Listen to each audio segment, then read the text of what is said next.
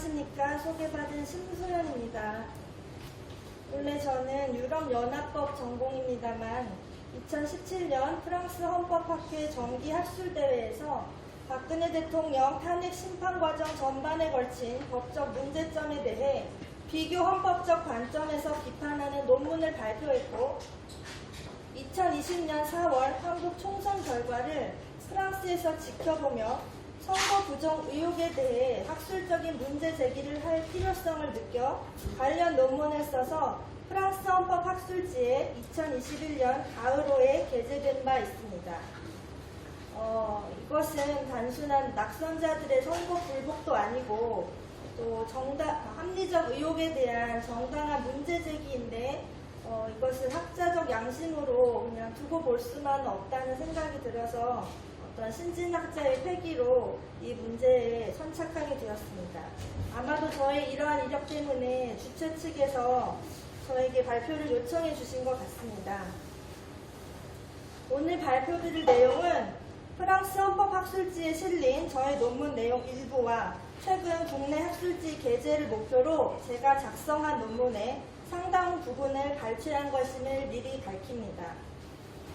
오늘 발표는 선거의 공개성 원칙이 무엇인지, 그 중요성 및 헌법적 위치에 대해 먼저 간략히 소개해드리고 이러한 이론적 틀을 가지고 사전투표제의 어떠한 부분들이 이러한 선거의 공개성 원칙에 부합하지 않는지 짚어본 후 마지막으로 선거의 공개성 원칙을 강화할 수 있는 선거관리 및 선거제도의 개선 방안의 순으로 발표를 진행하도록 하겠습니다. 선거의 공개성 원칙이란 2009년 3월 3일 독일 연방헌법재판소 제2재판부가 전자투표기의 위헌 여부를 심판한 판례로부터 확립된 개념으로 선거를 준비하고 진행하는 과정에서부터 선거 결과를 산정하여 발표하는 것에 이르기까지 선거의 모든 중요한 과정들이 공개적으로 진행되어야 한다는 것을 의미하는데요. 독일 연방헌법재판소는 선거의 공개성 원칙을 확립한 이 판례에서 모든 국민은 선거의 핵심 단계를 특별한 기술적 예비 지식 없이도 신뢰할 수 있을 정도로 검증하고 이해할 수 있어야 하고 만약 선거권자가 자신의 투표가 조작 없이 기록되고 선거 결과 확정에 반영되었는지 여부 및 행사된 표가 전체적으로 어떻게 분류되고 계산되었는지에 대하여 신뢰할 수 있을 정도로 납득할 수가 없다면 공개적 감시라는 선거 절차의 핵심 구성 요소를 배제함으로써 헌법적 요청을 충족시키지 못한 것이다 라고 판시한 바 있습니다. 우리나라의 경우 선거의 공개성 원칙이 성문법화되어 있진 않으나 선거권을 규정한 헌법 제24조, 보통평등, 직접 비밀선거 원칙을 규정한 헌법 제41조 제1항 및 제67조 제1항, 그리고 선거 공영제를 규정한 헌법 제116조 제1항이 선거의 공개성 원칙을 인정할 수 있는 헌법상 근거라고 할 수 있고 문헌과 판례에서도 선거의 공개성 원칙이 헌법적 지위를 지니고 있음이 전반적으로 인정됩니다. 특히 2012 헌마 316 결정에서 우리 헌법재판소는 선거의 공개성 원칙을 명시적으로 언급하진 않았지만 투표를 통해 표출된 국민의 의사가 정확한 선거 결과로 반영되어야 하고 이를 위해서는 개표 절차가 관리 감독, 나아가 실질적 감시에 놓여야 한다고 판시한 점, 후속 결정에서는 더 나아가 투표지 분류기 사용으로 유관에 의한 확인, 심사, 검열이 배제되는지 여부 및 선거 종료 이후에 실물 투표지를 통하여 투표 결과를 검증할 수 있는지 여부까지 판단하였다는 점을 고려하면 우리나라 헌법재판소는 선거의 공개성 원칙을 사실상 인정했다고 볼 수 있습니다. 다음으로 선거의 공개성 원칙에 어긋나는 사전투표의 문제점을 QR코드의 사용, 선거인 명부와 절취된 일련 번호의 부재, 사전투표관리관의 개인도장 대신 인쇄날인으로의 가름, 이렇게 크게 세 가지 문제로 나누어 살펴보겠습니다. 공직선거법 제151조 제6항에서 잘 아시는 바와 같이 사전투표에서 교부할 투표용지는 사전투표관리관이 사전투표소에서 투표용지 발급기를 이용하여 작성하게 하여야 한다. 이 경우 투표용지에 인쇄하는 일련 번호는 바코드, 컴퓨터가 인식할 수 있도록 표시한 막대 모양의 기호를 말한다.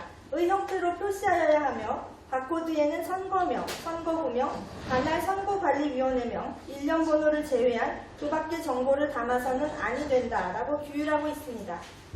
중앙선관위는 사전투표용지에 QR코드를 사용한 것과 관련한 여러 의혹에 대해 2022년 1월 7일 중앙선관위 홈페이지에 해명 자료를 다음과 같이 내놓았습니다. 첫째, 중앙선관위는 QR코드에 선거명, 선거구명, 관할 선관위명, 일련번호 이렇게 총 31개의 숫자로 구성되어 있을 뿐 그 밖의 정보는 전혀 포함되지 않았다고 해명했습니다. 또한 중앙선관위는 사전투표용지에 QR코드 사용을 정당화하기 위해 대법원의 판시를 덧붙였는데 대법원은 1차원 바코드가 표시하는 정보의 양이 제한적이어서 2차원 바코드를 사용할 필요가 있는 점을 들어 QR코드의 사전투표용지의 사용이 법률 위반으로 볼 수 없다고 하였습니다. 그러나 길이 56mm의 막대 모양 바코드도 31자리 숫자를 담을 수 있으며 사전투표용지의 폭은 100mm이기에 막대 모양 바코드는 사전투표용지에 충분히 들어갈 수 있는데 왜 굳이 QR코드를 사용하는지 의문일 뿐더러 21대 총선에 사용된 QR코드는 일본의 덴소 웨이브사 제품인데 덴소 웨이브사의 QR코드 중 일반 정보와 암호 정보를 나누어 저장하는 SQRC, 즉 암호화 QR코드가 존재한다고 합니다.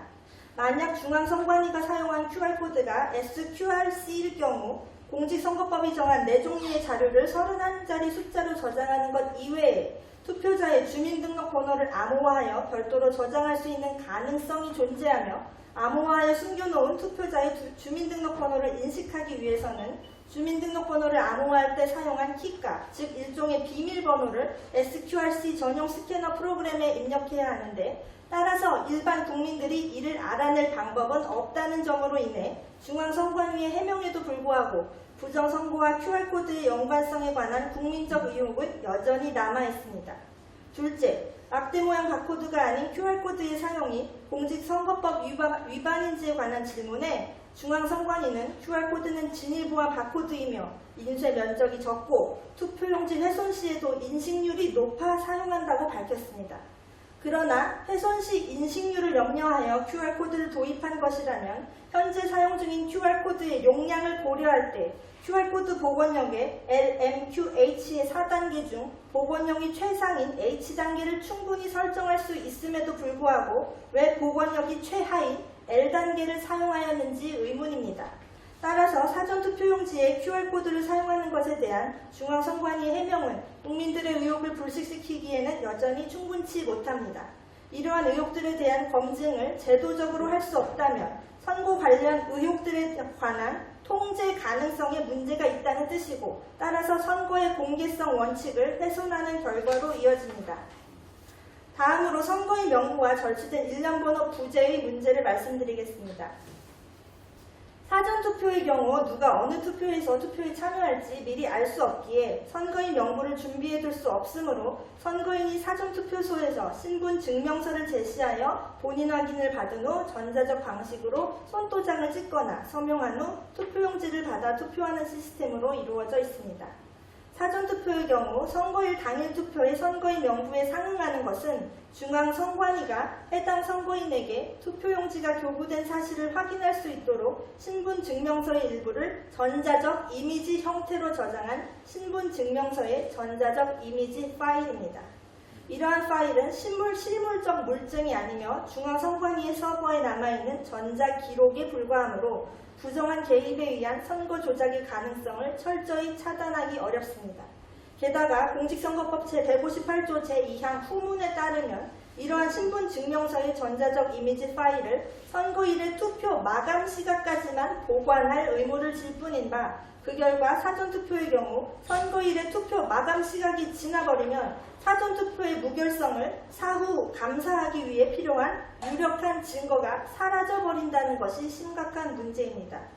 선거관리의 절차적 투명성에 관한 요구는 국민의 선거권 보장을 위한 정당한 요구라는 점을 고려할 때 선거인이 사전투표 명단과 당일투표 명단에 관한 정보 공개를 선관위에 요청하는 행위는 선거의 공개성 원칙과 관련하여서도 정당하며 따라서 이러한 요청이 있을 경우 개인정보 보호의 원칙을 위배하지 않으면서도 정보 공개를 요청한 선거인이 사전투표 명단과 당일투표 명단의 비교를 할 수 있도록 하는 방안을 제도적으로 마련하여야 할 것입니다. 공직선거법 제150조 제10항은 투표용지에는 일련 번호를 인쇄하여야 한다라고 규정하고 공직선거법 제158조 제3항은 사전투표의 경우 일련 번호를 떼지 아니하고 투표용지를 교부하도록 규정하고 있는데 결국 투표용지에 인쇄된 일련 번호는 절취되지 못한 채 고스란히 투표함에 들어가게 됩니다. 이는 총 투표자의 숫자를 확인할 수 있는 또 다른 수단인 절취된 일련 번호지가 사전투표의 경우에는 존재하지 않는다는 뜻입니다. 다시 말해 사전투표에서는 투표 종료 이후 투표함에 들어있는 사전투표용지의 총 숫자가 과연 정당한 것인지 검증할 수 있는 수단이 존재하지 않는 셈입니다. 따라서 현재 일어난 사전투표제는 선거의 공개성 원칙을 명백히 훼손한다고 할 수 있습니다. 공직선거법은 투표관리관이 투표용지의 확인란에 자신의 도장을 찍은 후 신분을 확인한 선거인에게 투표용지를 교부하도록 규정합니다. 공직선거법이 투표용지에 사전투표관리관 자신의 도장을 날인하도록 규정한 이유는 투표관리관이 자격 있는 선거인 한 명당 투표용지가 한 장 교부되었다는 사실 및 해당 선거인이 한 개의 투표용지에 한 개의 선거권을 행사하여 기표하였다는 사실을 증명하기 위함인데요.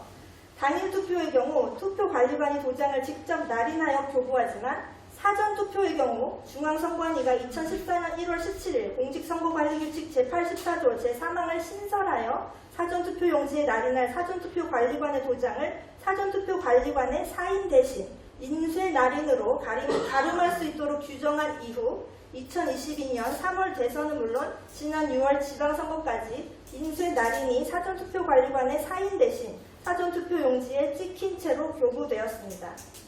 여기서 만약 제3자가 사전투표관리관 몰래 사전투표 발급기를 작동하여 사전투표관리관의 도장이 인쇄 날인된 사전투표용지를 인쇄한 후 기표하고 이를 투표함에 집어넣더라도 사전투표의 경우 참여 투표자의 총수를 검증할 수 있는 실물적 물증이 존재하지 않기 때문에 선거 후 당의 사전투표관리관은 물론이고 중앙선관위나 각급 선관위는 부정한 투표용지를 확인할 방법이 없게 되고 따라서 사전투표의 무결성을 검증할 수단이 없게 됩니다. 그러므로 사전투표관리 도장이 인쇄 날인된 사전투표용지를 사용하는 것은 공직선거법 제158조 제2항을 정면으로 위법한 선거관리일 뿐만 아니라 이와 관련한 의혹을 검증할 수 없게 만들기 때문에 선거의 공개성 원칙 위반이라는 결과를 낳습니다. 선거권 침해를 예방하고 선거의 공개성 원칙에 부합하도록 현재의 선거관리 및 선거제도를 개선하기 위한 방안으로 사전투표제의 전면적 폐지, 투명한 투표함의 도입, 투표소와 개표소의 일치, 선거 후 감사의 일종인 디지털 포렌식을 사용하는 위험 제한 감사, 리스크 리미팅 오딧의 도입, 이러한 선거 후 감사를 위해 보전해야 할 증거 목록의 강화, 그리고 대통령 선거와 국회의원 선거와 관련한 소송에서 최고 관할 기관을 대법원에서 헌법재판소로 전환할 것을 제안하고자 합니다. 먼저 사전투표 폐지입니다. 사전투표제를 옹호하는 사람들은 사전투표제가 투표율을 높이고 투표의 편의성을 증대시킨다는 장점이 있다고 주장합니다.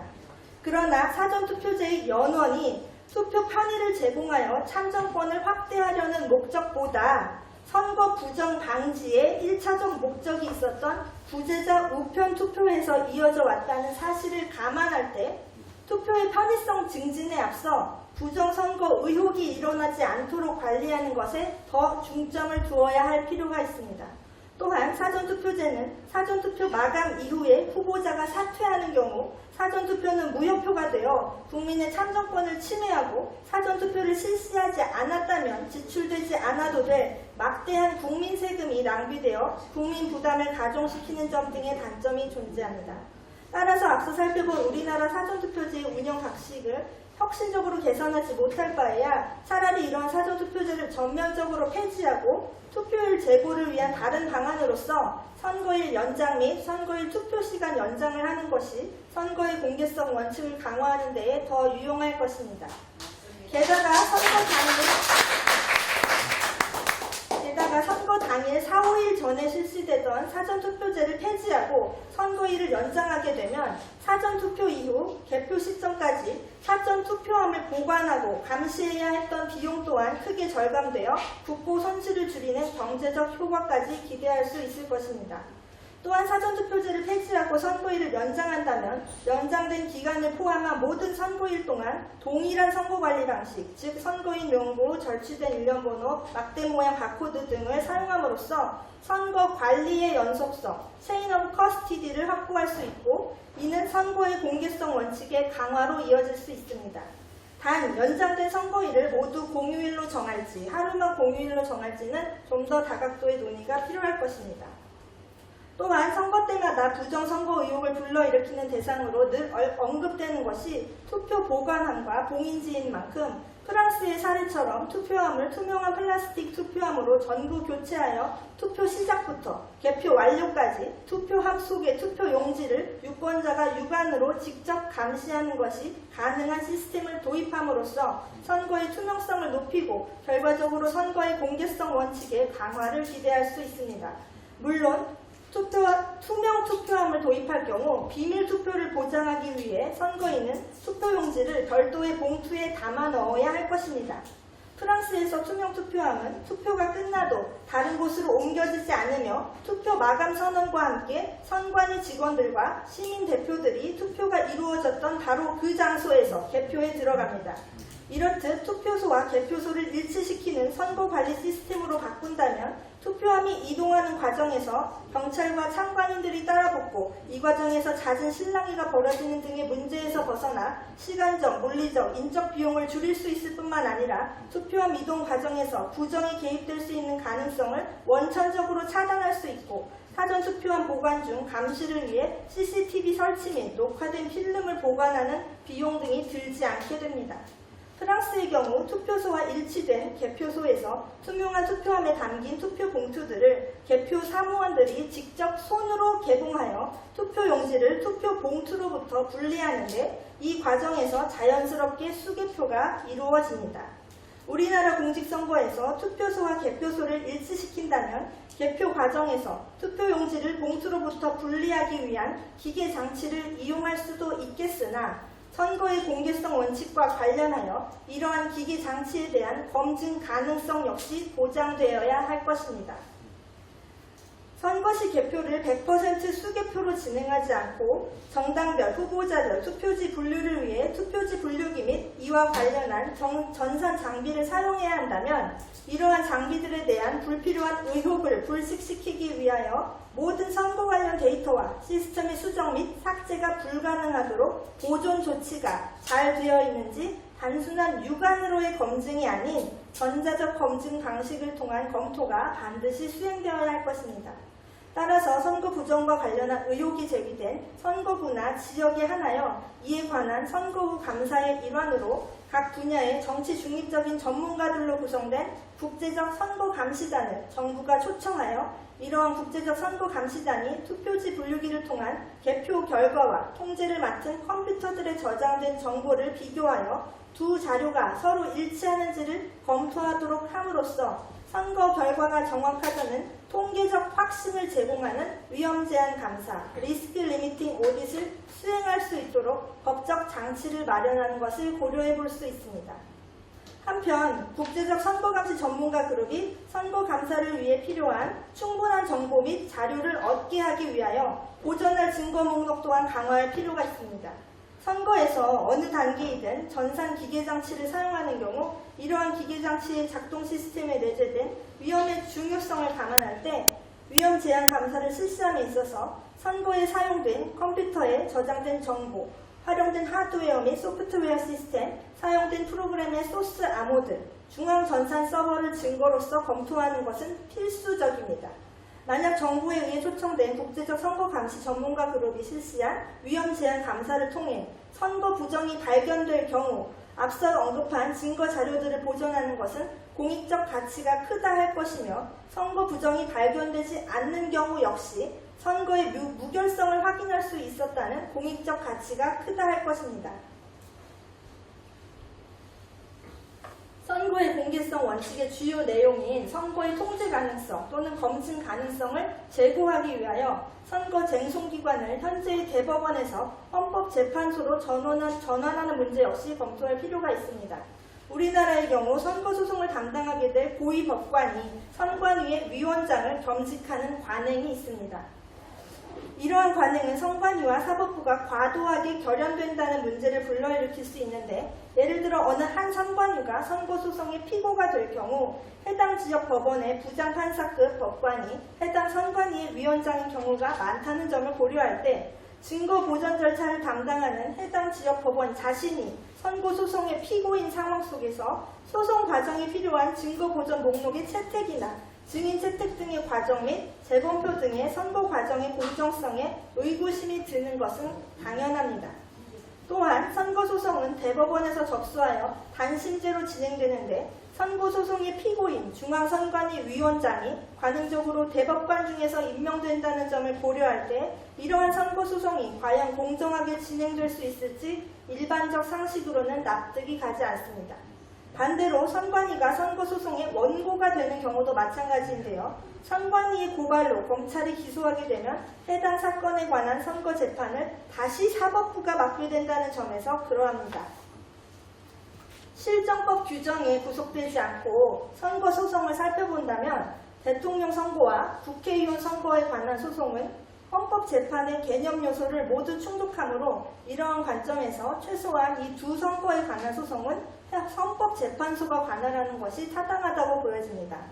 헌법재판소의 관할 사항으로 선거소송을 포함시키기 위한 방안으로는 헌법 개정을 통한 방안과 헌법 개정 없이 법률을 통해서 헌법재판소에 선거재판권을 부여하는 방안 두 가지 모두를 고려해 볼 수 있을 것입니다. 이제 발표의 결론을 맺겠습니다.